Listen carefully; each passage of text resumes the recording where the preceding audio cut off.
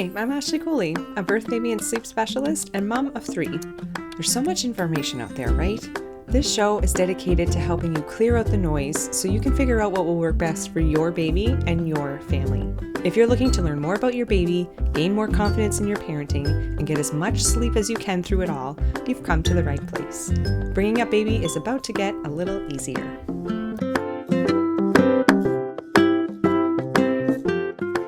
Hey everybody, welcome back.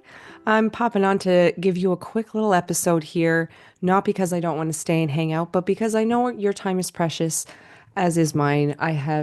There's 3 out of 5 of us in the house that are sick right now, and I know many of you can relate. 'Tis the season. But no, really, I wanted to talk about this for a while on the podcast and share this because it's a big question, very, very common, because I'm often working with families and helping them with healthy sleep habits and things for their little ones around the ages when they start rolling over.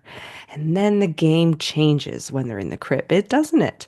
So here's a couple things we need to know about rolling over when it comes to safety. And of course, as always, what I love doing is practical application. What are the recommendations around this? What does the research say? What should we be doing as parents? Ultimately doing what feels best to you. But of course, top of mind here is baby's safety. So when they start rolling over, they say babies can start rolling over on their own, more purposefully, I guess, as early as 3 months of age. Some, yes, may do it a little bit before this. Many will do it after this. I always like to tell people that one of my 3 girls didn't roll over from back to belly or belly to belly, like neither way, in neither direction, until she was close to 9 months. So I'm going to say 8 or 9 months. And this was my 3rd child. This was my 3rd baby when this happened. And I got to say, had she been my first, I would have thought, oh man, I think we're behind on the milestones here, and I'd be really concerned. But because she was my 3rd, and there was no reason to be concerned because they're all great and healthy and developing well, and they all have developed well. But at the time, it was more like, this is my 3rd baby. I'm very busy with 2 other children, young children. And so, hey, if you don't move, I'm okay with it. So I didn't really encourage it, to be honest. Rightfully or wrongfully, come at me if you need to, but I did what I did and I'll stand by it.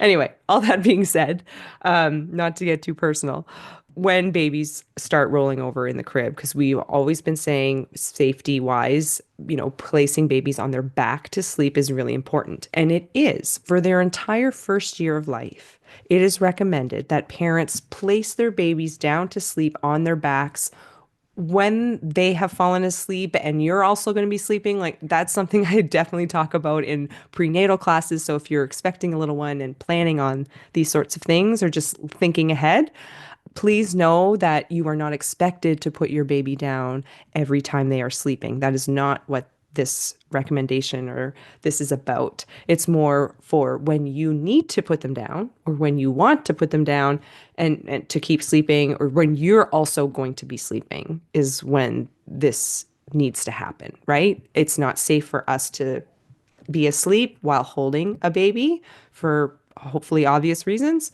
But we want to put babies down on their back to sleep at the onset of their sleep for at least the entire first year. That is the recommendation. But what they do after that is up to them. It is not your job as a parent, no matter if your little one is 3 months old or 9 months old or somewhere in between when they start rolling over in the crib. It is not your job to stand there or watch the monitor all night long to make sure they don't roll over. Because guess what? They move around in their sleep too sometimes, and they could roll over while you're sleeping. And I'm not saying that to scare you. I'm saying that trust that your baby will be safe because you have all these other things in place to help them be safe. They are in a crib, a cradle, or a bassinet that has a firm mattress with a fitted sheet, nothing else present in the crib, cradle, or bassinet except for the baby and what he or she is wearing safely. So that could be a sleep sack or just their sleeper, things like that, that it's not swaddle. So when it comes to swaddling, and we do have an episode on that, but for swaddling, it's not recommended to do that past the age of 3 months because your baby could start rolling over at that point, if not before. But typically by 3 months is usually the earliest. If you are seeing signs of them rolling over, particularly during waking hours, before that, please take that as a sign as they could be getting ready to do that. So if you are swaddling, now's the time to stop swaddling or be looking at transitioning them out of a swaddle if that's your cup of tea. So because they can roll over after 3 months of age, we don't want them swaddled. We don't want their arms swaddled. We want their hands and arms free to move about. This usually coincides with baby kind of almost growing out of their bassinet too, maybe requiring a bigger space or surface area that is safe, like a crib, to sleep in because they are more mobile, and we want them to be. We want them to move around and get comfortable. So when you put your baby down to sleep, you place them on their back and the rest is up to them. So if they do roll over in their sleep, we know they're safe because of all the other things you have in place and they're not swaddled. And so they may roll over and get comfortable and sleep really well. That actually might be what happens. Even more commonly, though, they roll over and they're not used to doing that, especially in their crib while they're asleep, and they get upset. They wake up right away and cry out. And not only that, but it happens several times a night. And that can be really challenging. And I want you to know that if that is happening, they're getting used to not being swaddled anymore. And it may occur, it may not. But if it does, know that it's usually not for any longer than a few nights, maybe up to a week tops, where there may be some back and forth in and out of the room because they're struggling, because they're rolling over to their belly and maybe not enjoying it so much. So before I let you go, we are going to talk about what to do in that situation because I know how hard it is when they're not sleeping well, just period. But if they're waking up even more frequently because they're rolling over, maybe there's a way to prevent that or help them get through that little milestone more quickly so they can get back to better sleeping. Looking for the best for your baby? Atlantic Canada's Baby Store is here for you.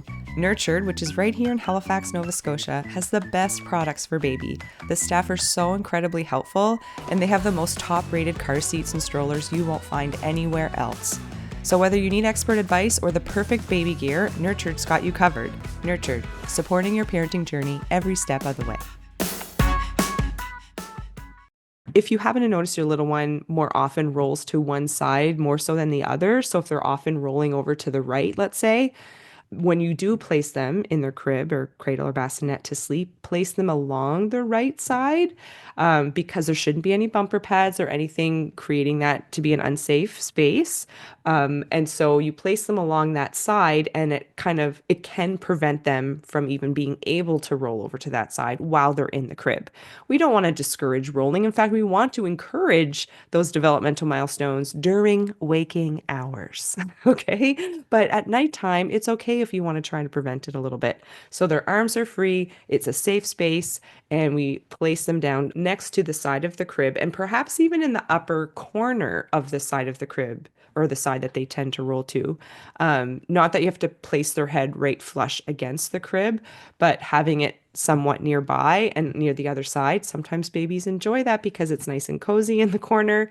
I'm laughing because I remember always placing my little ones in the middle of the crib, but when I'd go to see them in the middle of the night or pick them up in the morning, they're just shoved in a little corner because they like to be cozy there. But placing them along that side can help prevent them from actually even turning towards that side, which, yes, may encourage a roll to the other side, sure. But hey, if it can prevent an extra wake up or two for a couple of nights, I'm going to suggest it.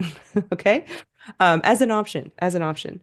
Another thing I would suggest or recommend doing is practice tummy time all day, every day. Basically, any waking moment, you're not busy doing something else, like going somewhere or getting them to nap or feeding them or what have you. When it's that playtime, let's get them on their bellies. Let's try to have them get more comfortable, more familiar with it if that's the issue. Maybe we're trying to encourage them rolling to the other side, and that can be helpful because they're going to get there anyway, but we're trying to speed that process up a little bit for the nighttime's sake, for the sleep sake. So maybe placing them along the side of the crib that they tend to roll to, maybe doing lots of practice during the day. And lastly, trust that because you've done everything safely, they're going to be okay. It's really just, it's not your job to stay awake all night or to stare at the monitor or just to peek in all throughout the night to make sure that they don't roll back over to their bellies once you place them on their back. That's just not a cool thing to do. It won't be helpful for anyone. In fact, can be very detrimental to your own sleep and well-being. So please trust that if you're placing your baby down in a safe space and they're not near curtains, please check out our Safe Sleep with Explanation episode that we have on the podcast, because I do talk about all the safe sleep recommendations and the reasons why, and diving into that so you can make more informed decisions. But knowing that you're putting your baby down in a safe space and they're sleeping on their backs, or you've placed them on their backs, they may start rolling over the second you're not even out of the room yet and they've rolled over, or it happens in their sleep, but they are safe and they are able to do so long as they're not swaddled and all other safety factors are at place. So, as a sleep consultant, inevitably I get asked about how to deal with this if am currently sleep training, or if we've already sleep trained and baby's sleeping independently, but now they're waking up more often again because they're rolling over and not enjoying it. They're waking up every time they do. They're crying out. What do we do? So here's what I would say. Well, you have options, of course. The options are: one, you can go in the room every time they cry out, flip them back over to their back and leave again, or do what you otherwise would to help them get back to sleep. But at this point, if they've already been sleep trained or in the midst of sleep training, they could be very much out of the room because they don't need to be a part of the helping them to fall asleep part anymore. So going to them, flipping them back over to their back, getting them more comfortable, or helping to resettle and place them back down. You can do that as many times as necessary, and know that that won't last. Okay. It is something that they're going to be working through, and using my tips from earlier and getting lots of practice in during the day and those kinds of things can help that come more efficiently. Having said that, that's another opportunity or reason why we might offer some check-ins, right? Is to give those opportunities to help comfort your baby, resettle, reposition in the crib. So yes, feel free to flip them back over. Use your gut, trust your gut, but please know that if they do roll over into their bellies and they happen to keep sleeping, or they're not so upset about it, or you just go to see them in the morning and they happen to be on their bellies and you're like, what just happened? What do I do now? Do I have to stay awake? How does this work? Because they don't roll from their belly to their back yet. Well, please again, trust that if all other systems are in place for them to be in a safe sleeping environment and you place them on their back, you've done all that you can, and know that they are still very safe where they're at. Hope that helps. See you next time. If you're looking for more information or support along your parenting journey, check out birthbabysleep.ca. That's where you're going to find prenatal classes, postpartum and new baby resources, and sleep support during the childhood years. Lastly, but certainly not least, if you got something out of this episode or our show in general, leaving a rating or a quick review goes a really long way to helping others find us. So please consider leaving one. That's all for now. I'm Ashley Cooley, and we'll see you back here next time.